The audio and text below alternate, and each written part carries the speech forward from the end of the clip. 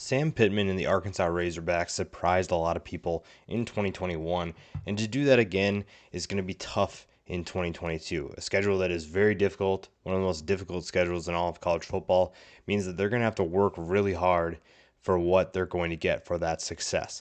Fortunately, there's a ton of talent on this roster where they have the chance to do that. There are guys that are going to step up, a potential Heisman candidate at quarterback, and a loaded group of skill position players, both on offense and defense, that can make this team not only one of the toughest teams to beat, but one that can handle a schedule that is as tough as theirs. KJ Jefferson reminds me a lot of Cam Newton, and I did a film breakdown about why I think that way.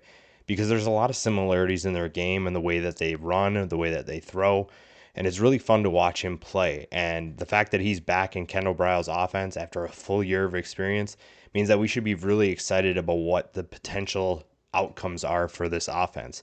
This is a guy who's a dual threat player. He's at 245 pounds. Good luck tackling him. He was the leading rusher for Arkansas last year with 664 yards. And that's really exciting if you're an Arkansas Razorbacks fan, because you have a guy who can lead your team to new heights. You have a guy who now has, like I said, a full year of experience in that Briles system, one that's almost like a cheat code. And I kind of explained that in another video as well. And it's really easy to see why everybody's excited for him, because he's athletic enough where he makes some moves that you're not supposed to make at 245 pounds. And I think if he improves his passing as well, this is going to be an offense that's not going to be fun to face. Bumper Pool surprised a lot of people by returning to school, returning to an Arkansas defense that is loaded with talent. And honestly, I don't know why he returned. I think that he could have been in the NFL by now, but another year is not going to hurt. This is a tackling machine who knows how to get to the football. He's a smart player who obviously does work outside of or off the field.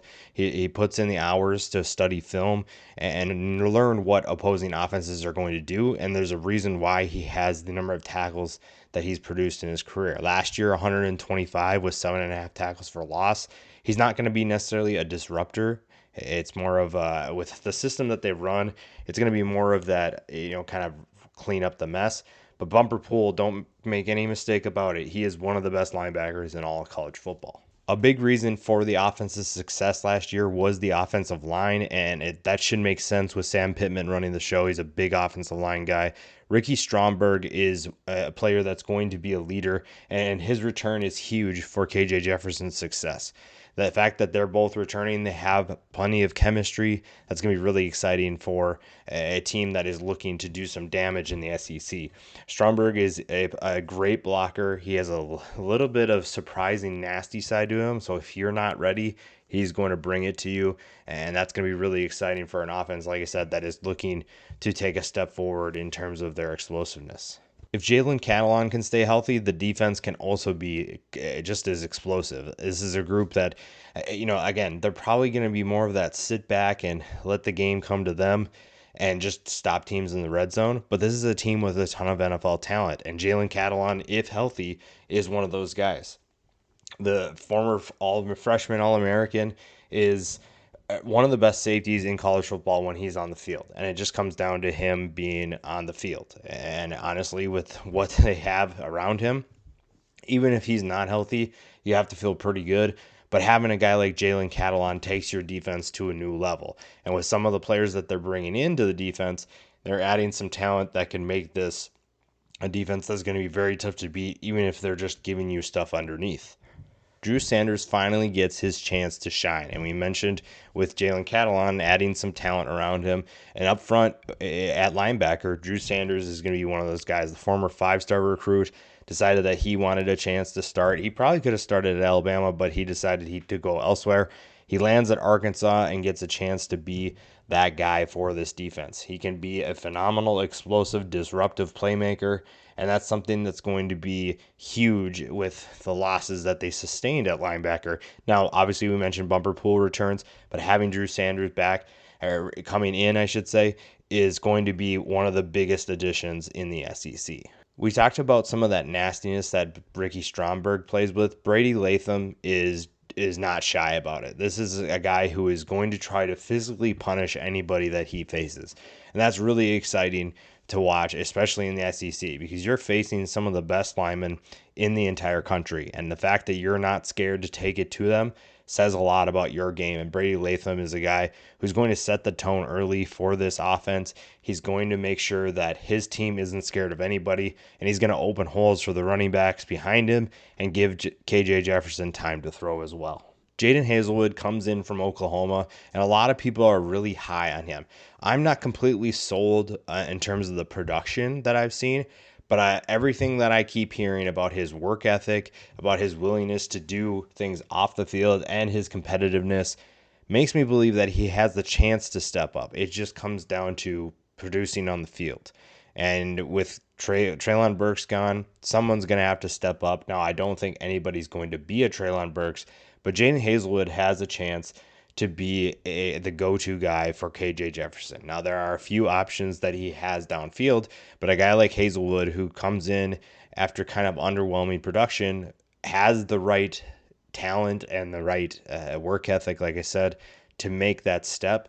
And it's going to be really exciting to see if he's capable of doing that, what that means for this offense. Now, we mentioned the running backs. This is a super deep group of running backs. And honestly, I wouldn't really have very many arguments with the two guys that we're going to talk about here. Now, AJ Green is going to be left off this list, but Raheim Sanders, to me, is the explosive playmaker of this group in terms of running the ball and catching the ball. I think he's a versatile playmaker who can get out in space and really make a team pay if they're not careful. And it's really exciting that he's returning because they're going to run the football a lot. And if the receivers step up, that opens things up for them in the trenches. That opens them up for more explosive plays. And Raheim Sanders is a guy that can make defenses pay, like I said. Now, one of my favorite players on this team is Dominique Johnson. This dude is an absolute bowling ball running the football. He is not afraid of contact. He is going to make sure that he sends a message, even if it's, you're bigger than me, you're just not going to run me over.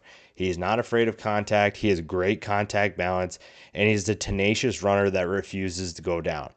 Like I said, they have some tone setters on this offense, and they have the right players in place to make sure that they are sending messages early, they are not going down easily, and they're picking up extra yardage. And when it comes to the third and fourth quarters of games, that's going to help because some teams will probably give in because they're tired. They're sick of having to tackle a guy like Dominique Johnson or even KJ Jefferson or Raheim Sanders.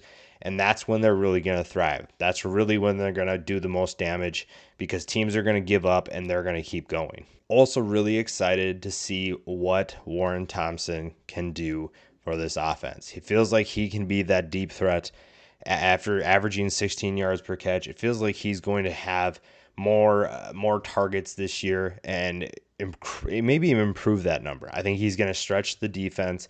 He's going to open things up underneath, and that's something that's really exciting. Even his limited production with only 19 catches, you saw his explosive playmaking ability. You saw his potential with this offense, and that's something that should be exciting if you're an Arkansas fan. It just comes down to whether or not they can actually turn that into production.